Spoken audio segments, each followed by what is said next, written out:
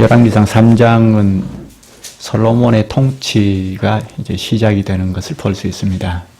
솔로몬의 통치는 3장에서 11장까지 계속 이어집니다. 지난 시간에 우리가 1장에서 솔로몬이 왕이 되는 것을 볼 수 있었죠. 아도니아가 자기가 왕이다 하고 많은 사람들의 지지를 받아서 왕으로 오르는 듯 했지만 나단 선지자가 빨리 조치를 취하여서 솔로몬이 왕이 되는 것을 보았습니다. 그리고 2장에 와서는 다윗이 유언을 하는데 솔로몬의 왕권 강화와 관련해서 유언을 하는데 솔로몬이 다윗이 주권한 직후에 바로 왕의 권위를 세우고 다윗 정부에서 하지 못했던 그 범죄자들을 징계를 내려서 솔로몬의 정부가 아주 든든하게 건실하게 설 수 있도록 시작을 하는 것을 보았습니다. 이 일에 권징을 행하는 이 일에 모든 백성들이 순종하여 결국 솔로몬의 정부가 아주 순조롭게 건실하게 잘 시작할 수 있었다는 것을 볼 수 있습니다.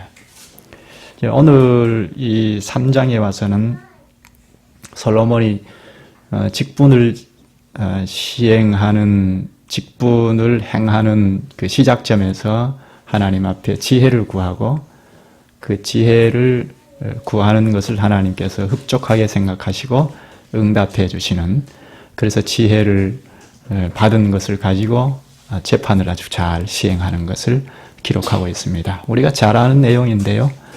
이 3장에서 주님께서 허락하신 지혜를 솔로몬이 잘 발휘하는 내용을 볼 수 있습니다. 15절까지 보면 직분을 시행하기 전에 솔로몬의 자세를 좀 볼 수 있습니다.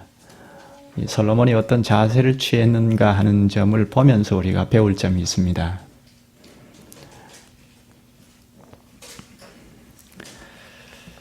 1절부터 좀 자세히 보면요. 1절에 보면 솔로몬이 애굽의 왕 바로와 더불어 혼인의 관계를 맺어 하는데 솔로몬이 혼인한 점을 들어서 이야기합니다. 여기 솔로몬이 바로 왕과 더불어 혼인 관계를 맺었다고 하죠.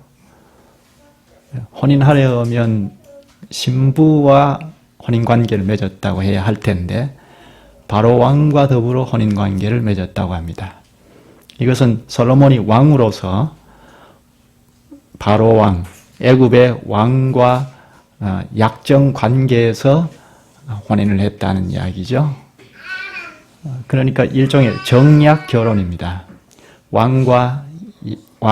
왕대의 협의하에 정약 결혼을 한 것입니다. 이것을 생각하면 이스라엘 나라가 지위가 아주 매우 향상된 것을 볼 수 있습니다.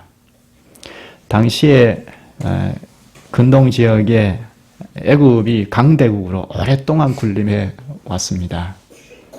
그래서 자기 나라의 공주를 이웃 나라에 주는 법이 없습니다. 이웃 나라의 공주를 데리고 왔지 공주를 주는 법이 없는데 솔로몬에게 애굽의 공주를 주었다는 것은 이례적인 일입니다.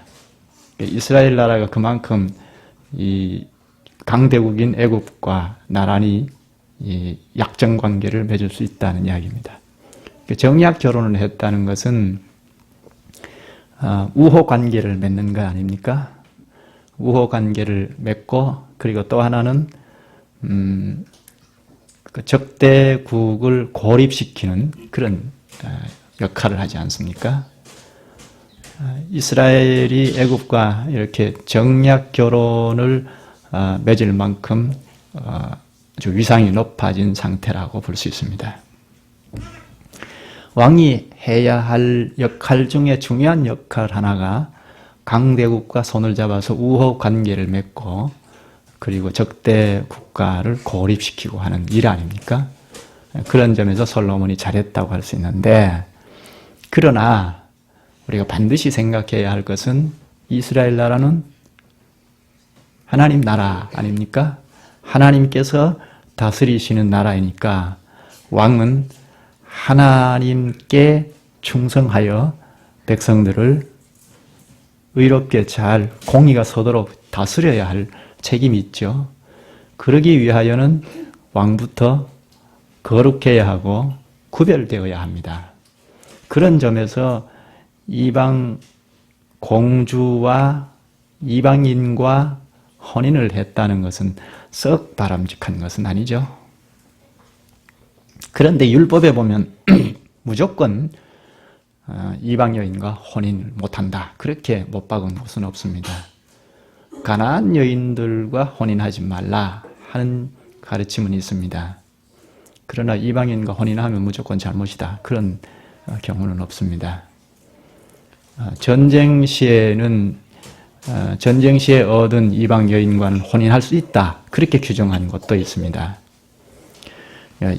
다만 그 단서가 있는데 이방인 여인과 혼인할 경우에 이방 여인이 우상을 버리고 하나님을 믿는 경우에는 가능하다. 그렇게 되어 있습니다.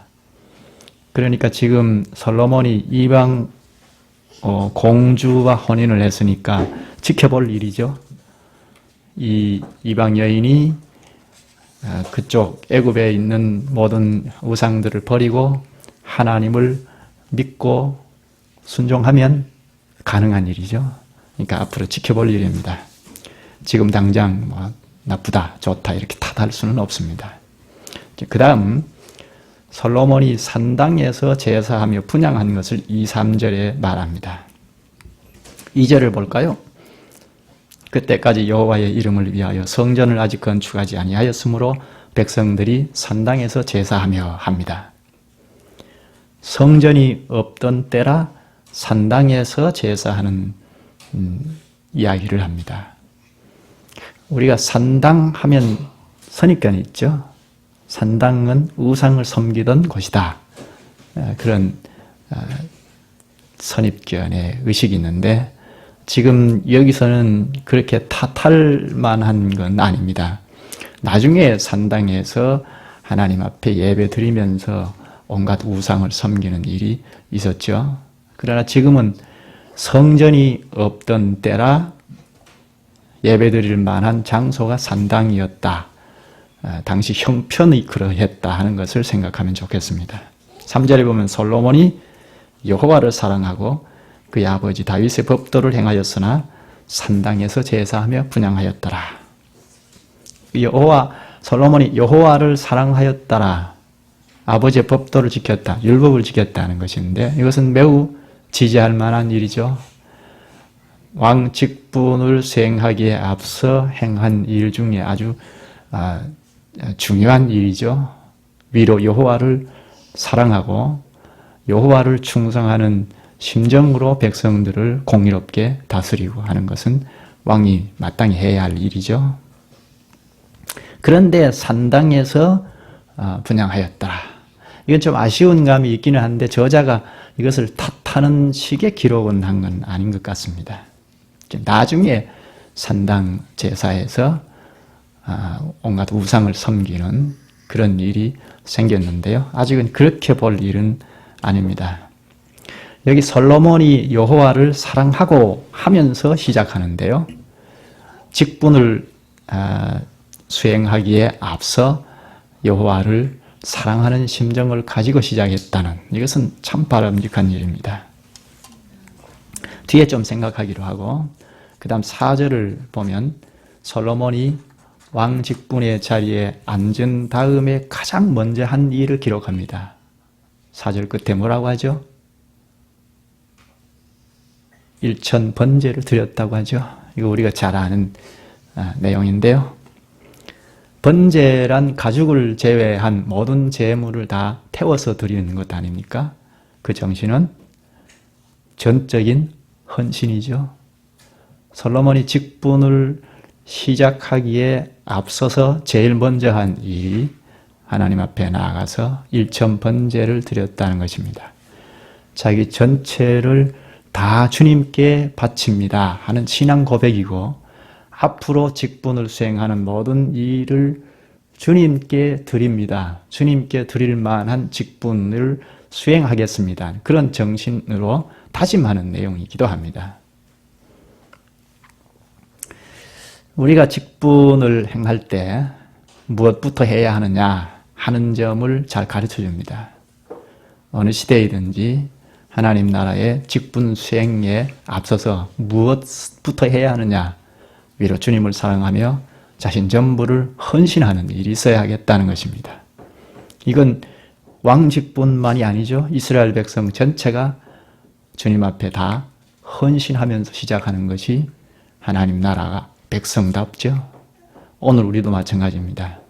우리는 하나님 나라에 참여한 공직자들인데, 다 제사장들로서 하나님 나라의 한 부분을 담당하고 있는 공무원들인데, 이 직분을 수행할 때 하나님을 사랑하고 자기 자신 전부를 헌신하는 자여야 주님이 쓰시는 신령한 그릇이 될 수 있다는 것입니다. 잔꾀를 부리고 이러면 쓰이지 않죠. 쓰실 수가 없죠. 주님께서 쓰실 만한 그릇이 되고자 하면 전적인 헌신이 필요하다 하는 것입니다. 그런데 여기 일천번제가 우리나라 일부 교회에서 잘못 해석하고 사용하는 경우가 있죠. 우리도 아마 잘 알 텐데요. 크게 두 가지로 생각할 수 있습니다. 많은 재물을 드렸다는 것 하나하고, 공을 그만큼 드렸다, 정성을 기울였다 하는 것, 두 가지를 좀 잘못 해석하는 것 같습니다.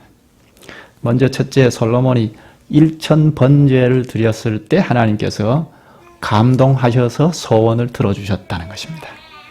그렇게 해석을 해서, 자, 오늘날 우리도 하나님 앞에 많은 헌금을 드리면 우리가 소원하는 기도를 하나님께서 속히 들어주신다 하는 식으로 해석하는, 이게 참 유치한 해석인데, 이렇게 해석해서 시행하고 있는 교회들이 지금도 들어 있습니다.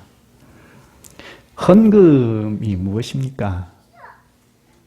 헌금은 하나님께서 주신 선물의 일부이죠. 하나님께서 주신 선물들을 내가 다시 주님 앞에 다 돌려드립니다 하는 대표의 정신으로 드리는 예배 행위입니다. 헌금은 예배예요.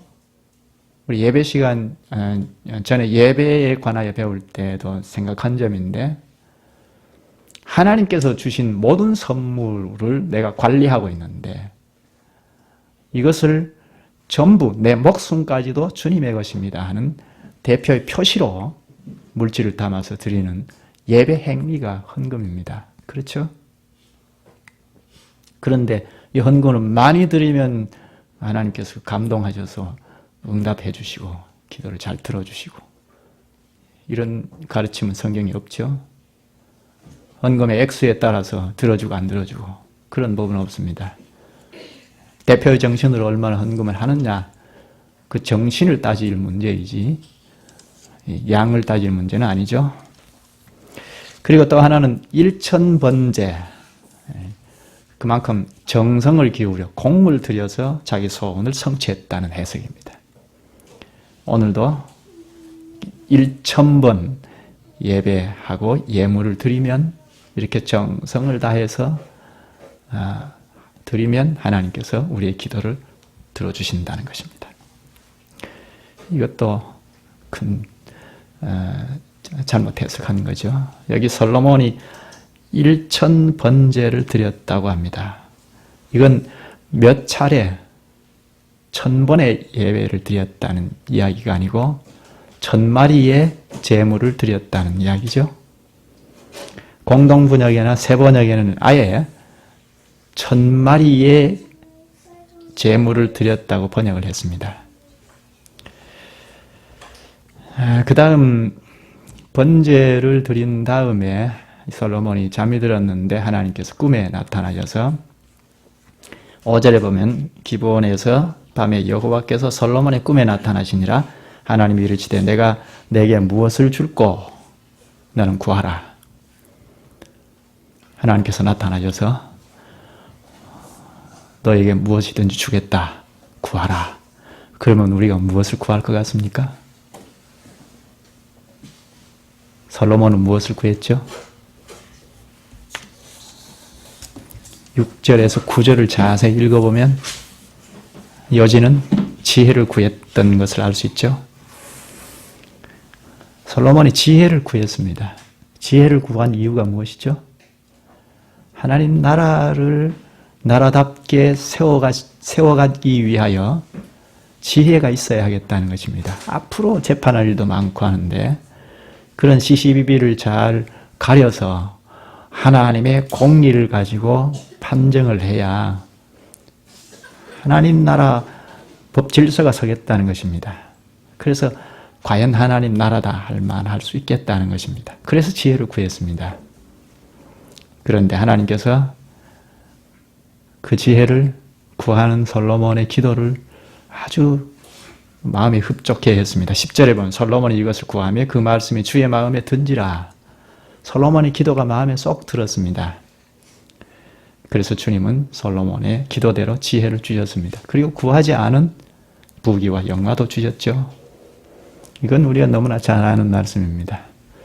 이렇게 응답해 주시면서 14절에 보면 내가 만일 내 아버지 다윗이 행함같이 내 길로 행하며 내 법도와 명령을 지키면 내가 또 내 날을 길게 하리라.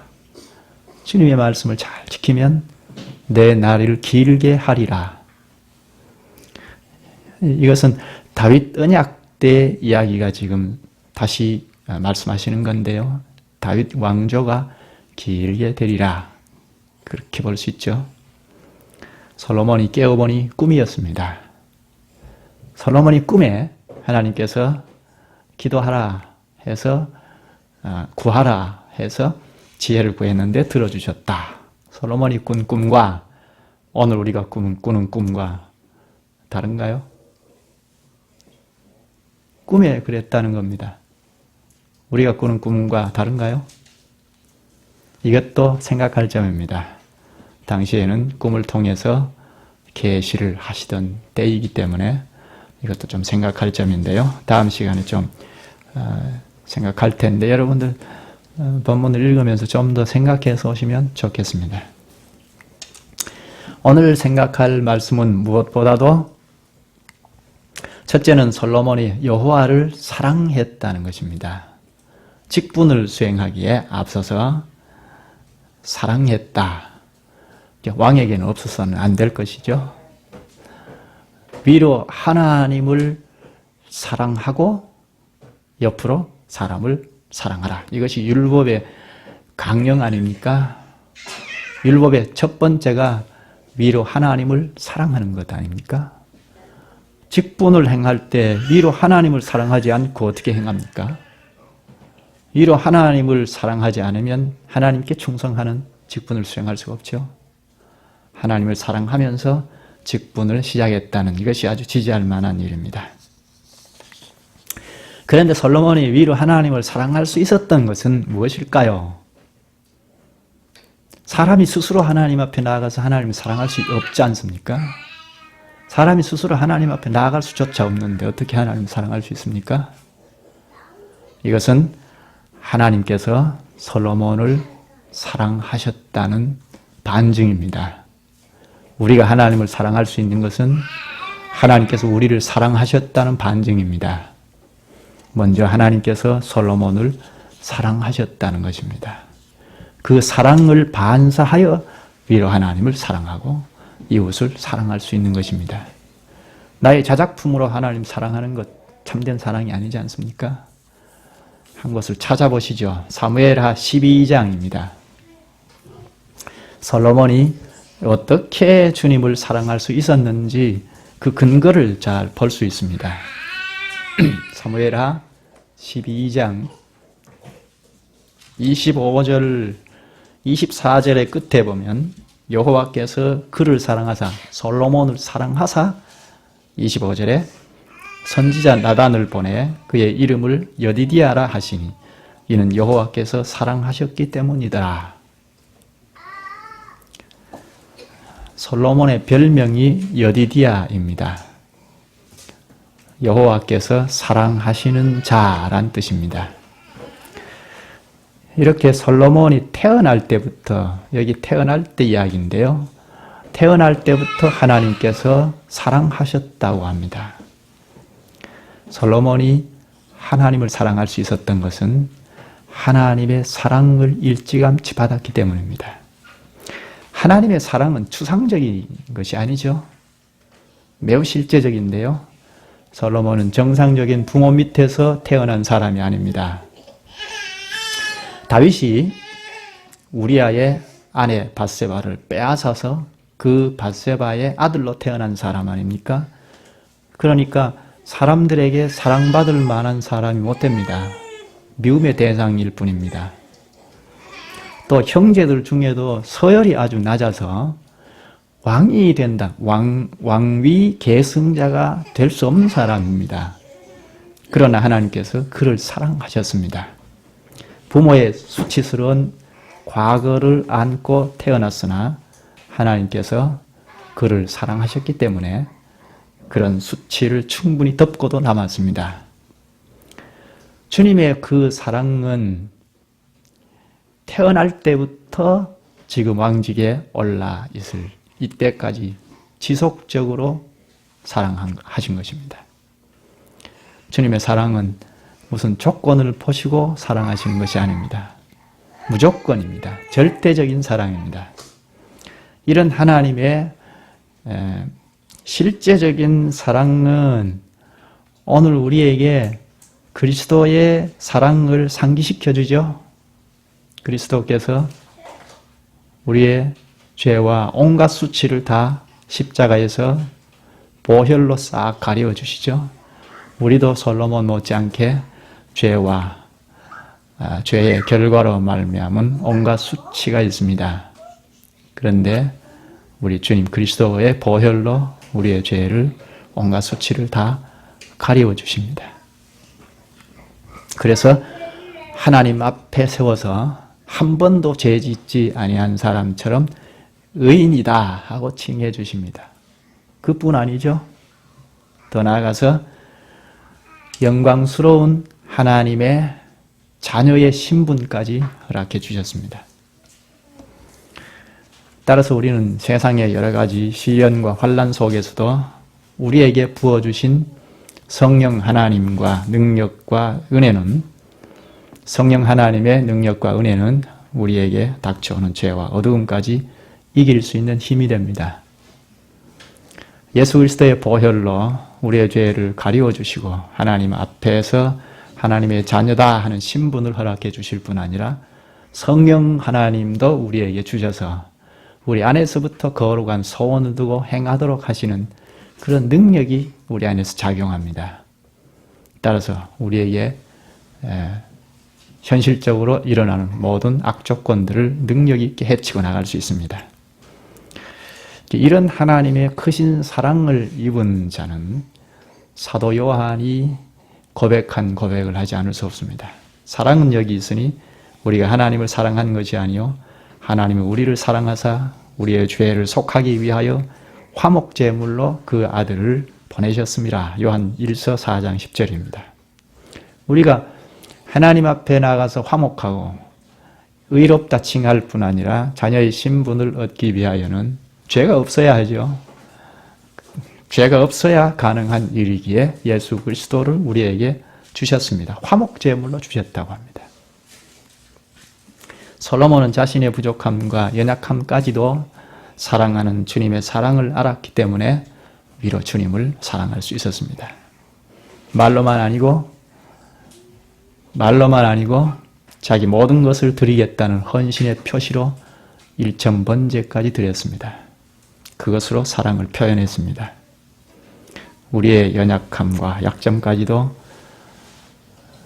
그리스도의 보혈로 다 덮고 사랑해 주시기에 그 사랑을 입은 자는 자기 전부를 다 드려서 헌신의 표시로 예배를 드리지 않습니까?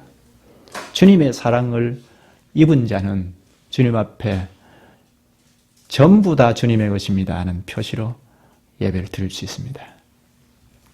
로마서 5장 7, 8절에 우리가 아직 죄인 되었을 때에 그리스도께서 우리를 위하여 죽으심으로 하나님께서 우리에 대한 자기의 사랑을 확증하셨느니라. 그래서 우리는 이런 고백을 합니다. 내가 그리스도와 함께 십자가에 못 박혔나니 그런즉 이제는 내가 사는 것이 아니요 오직 내 안에 그리스도께서 사신 것이라. 이제 내가 육체 가운데 사는 것은 나를 사랑하사 나를 위하여 자기 자신을 버리신 하나님의 아들을 믿는 믿음 안에서 사는 것이라. 갈라디아서 2장 20절. 주님의 사랑을 입은 우리는 주님을 사랑할 수 있습니다. 주님을 사랑하기 때문에 주님께서 말씀하시는 말씀을 순종할 마음이 있습니다. 주님의 말씀을 순종할 마음이 없는 사람은 주님을 사랑하는 사람이 아니죠. 주님의 사랑을 입은 사람이 아니죠. 주님을 사랑하는 자는 주님께서 가르치시는 말씀을 순종할 마음이 있습니다. 요한복음 14장 15절에 너희가 나를 사랑하면 나의 계명을 지키리라 하셨습니다. 또 하나는 주님을 사랑한 솔로몬은 직분을 수행하기 전에 먼저 1천 번제를 드렸다는 것입니다. 이 번제는 자기 전부를 다 주님께 드린다는 헌신의 표시, 신앙 고백이고, 그리고 자기의 직분 수행 모든 것이 다 주님께 바쳐져야 하겠다는 다짐이기도 합니다. 우리는 솔로몬이 역사상 전무후무한 영광을 누린 왕이었음을 알고 있습니다. 그런 영광 배후에는 이 같은 헌신의 힘이 있었습니다. 즉 솔로몬은 헌신을 통하여 하나님을 섬기는 자세를 배우게 되었습니다. 이렇게 하나님께 전폭적으로 자신을 맡겼던 그의 삶의 자세가 그를 영광스럽고 지혜로운 사람으로 만들었던 것입니다. 헌신된 자를 하나님께서 거룩한 그릇으로 쓰시죠. 헌신된 자를 복을 내리십니다. 주님을 위해 고귀하게 쓰인 선배들 대부분은 그가 재능이 얼마나 있는가가 아니고 헌신하는 사람인 것을 알 수 있습니다. 헌신하는 사람이라야 하나님께서 쓰일 수 있습니다. 특히 직분자는 하나님께 헌신된 자라야 합니다. 헌신 한번 안 해보고 주님 왜 나를 쓰시지 않는가 그렇게 생각할 수 없죠. 우리 모두가 하나님 나라의 공무원인데 우리 자신들을 주님께 다 헌신하고 있는가 상고할 점입니다. 그러므로 형제들아 내가 하나님의 모든 자비하심으로 너희를 구원하노니 너희 몸을 하나님이 기뻐하시는 거룩한 산 제사로 드리라. 이는 너희가 드릴 영적 예배니라. 기도하시죠. 자비하신 주님, 주님께서 저희가 아직 죄인 되었을 때에 주님 그리스도께서 우리를 위하여 죽으심으로 하나님의 사랑을 확증하셨사옵니다. 따라서 저희가 주님을 사랑할 수 있고 주님을 사랑하는 그 심정으로 오늘도 주님 앞에 나와 저희 자신을 다 드리며 예배를 표시하옵나이다. 예수 그리스도께서 십자가에 내어주심은 하나님의 자기 자신 전부를 주신 일이옵나이다. 이렇게 자신 전부를 내어주셔서 저희를 사랑하신 그 극진하신 사랑을 입은 저희는 주님께 우리 자신 전부를 드릴 수 있어야 하겠사옵나이다. 그리하여 주님의 영광의 세계를 경험하는 자들이 되기를 원하옵나이다. 예수님의 이름으로 기도하옵나이다. 아멘.